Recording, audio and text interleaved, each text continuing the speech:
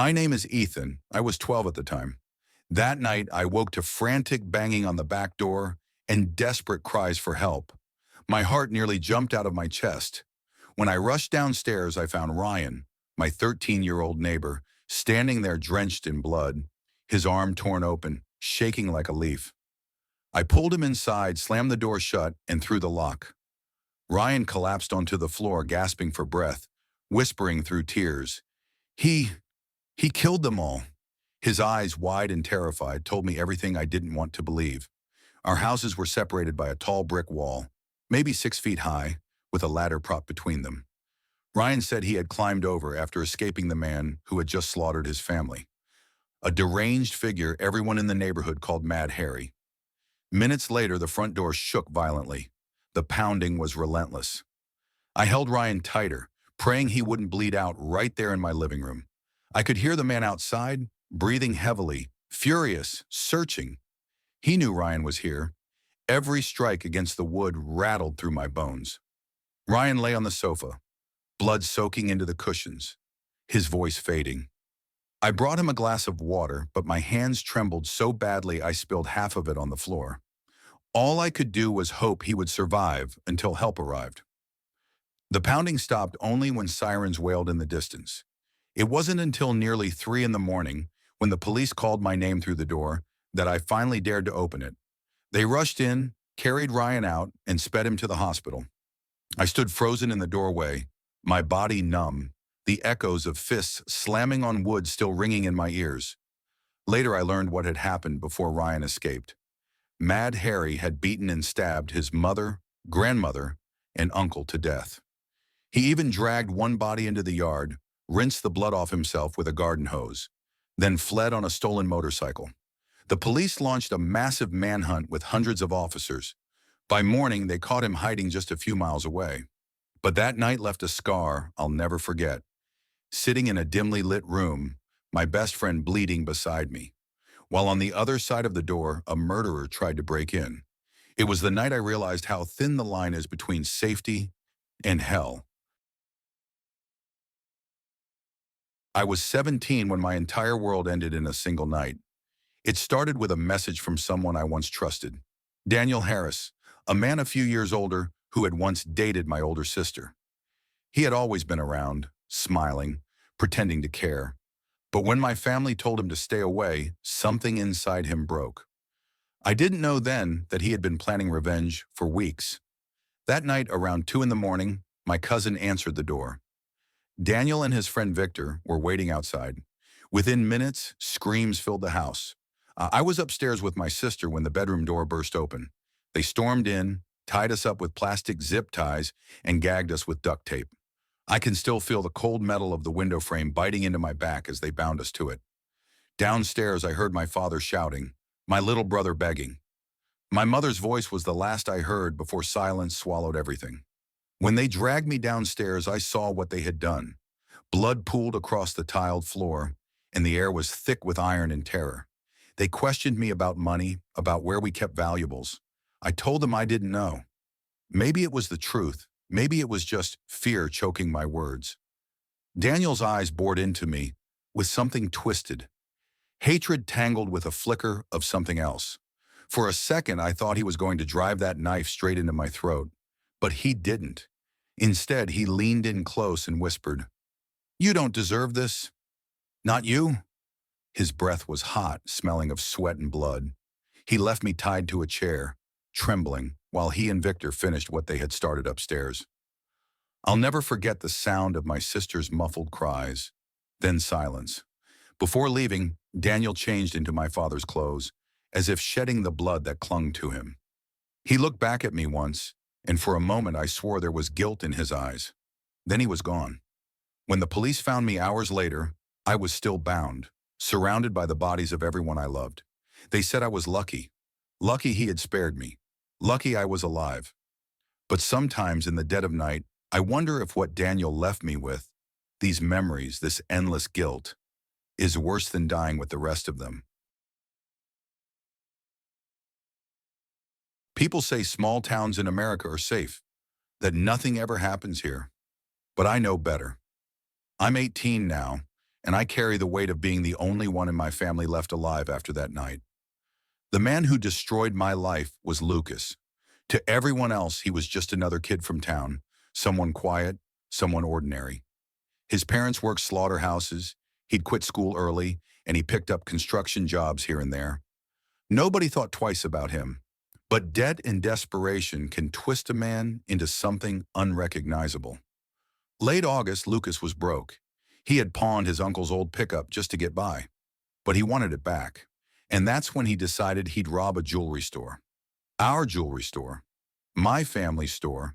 He bought a cheap hiking backpack, a flashlight, a machete, and a switchblade from a shop 1 county over.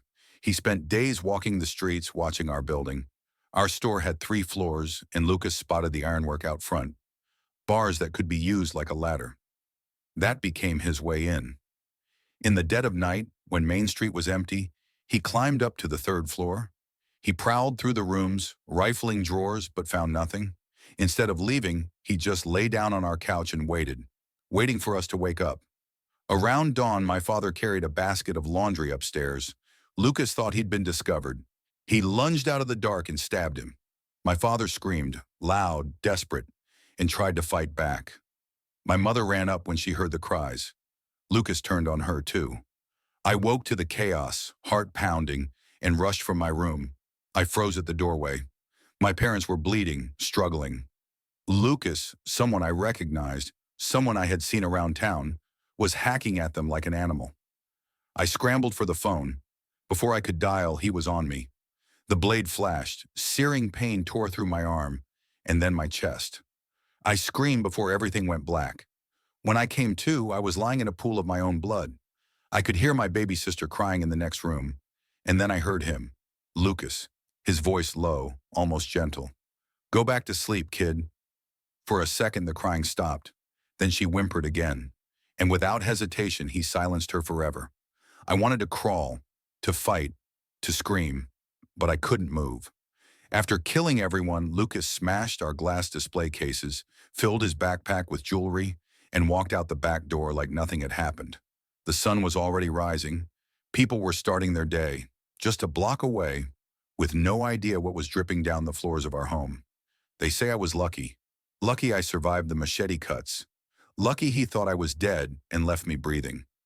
But when you're the only one left alive, your parents gone, your baby sister gone, sometimes you wonder if survival is really luck or a curse.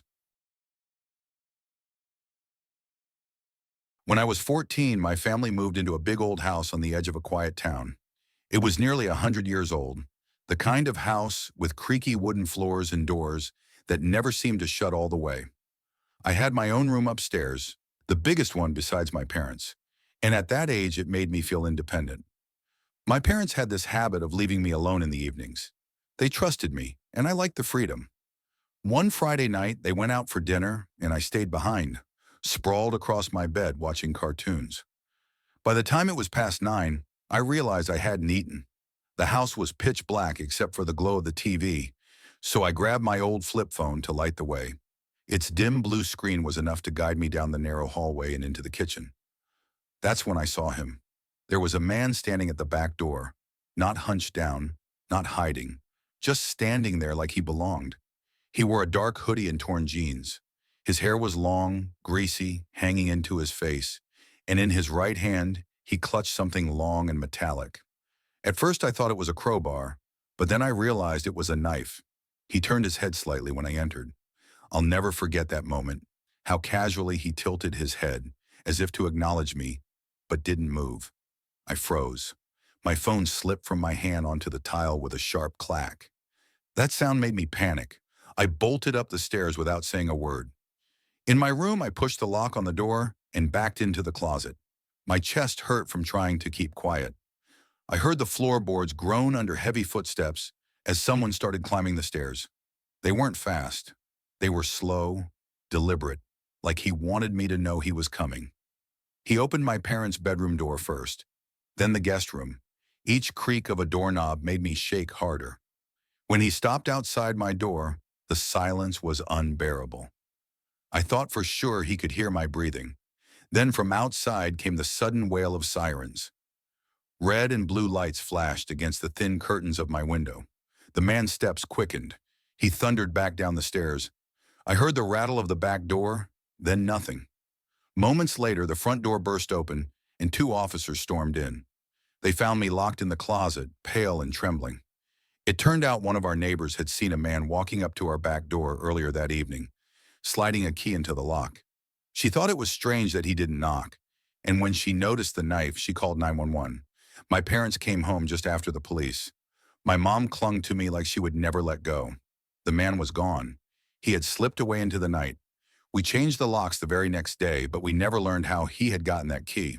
A few months later, my family moved across the country, leaving that old house behind. I'm 24 now, but sometimes I still wake up in the middle of the night, convinced I can hear slow, deliberate footsteps coming up the stairs, getting closer to my door. I was 14 when my mom finally broke things off with her long-term boyfriend. He was toxic, angry, manipulative, and deep into drugs. After he was arrested, our house went into foreclosure, and my mom packed up my little brother and me to live with my grandma. Grandma's place was crowded.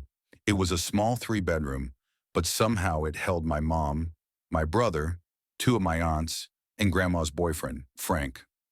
My brother and I slept on a pullout in the living room, while my mom crashed on a couch across from us. At first, I thought the house felt safe compared to where we'd been before, but then there was Frank. Frank was in his late 40s, heavy-set, always unshaven, and perpetually in stained t-shirts. He wasn't friendly. He'd shuffle through the house in his socks, barely acknowledging anyone, but always listening. You could feel his eyes on you, even when he pretended to watch TV.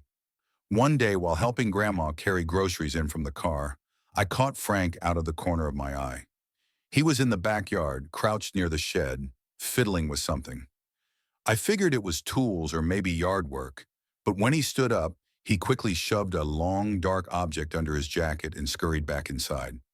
I brushed it off until that night when Mom noticed her guitar, a gift from my late dad, was gone.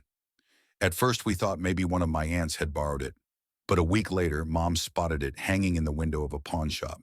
The serial number matched the papers she still had, and the description of the man who sold it, heavy-set, mid-40s, with a scruffy beard. Frank. When Mom confronted Grandma, things got explosive.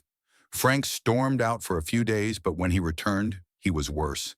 He slammed doors, screamed at my mom, shoved my aunts.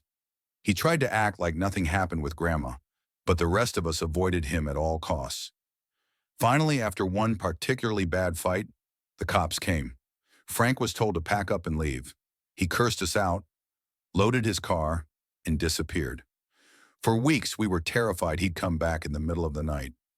Months passed, and eventually we stopped talking about him. Then one night, Grandma turned on the news. My heart froze. The screen showed Frank's mugshot. He had been arrested out of state for murdering a woman he'd been living with. According to the news, neighbors had heard violent fights, and her family had begged her to leave him. She never did. One night, Frank strangled her, dismembered her body, and stuffed it into storage. I remember the chill that crept over me. That man had lived in our house. He'd watched us sleep on the pull-out couch, walked past us in the hallway, sat across from us at the dinner table. My brother had even gone on drives with him. And all I could think was, if Mom hadn't forced him out, one of us could have been the body they found.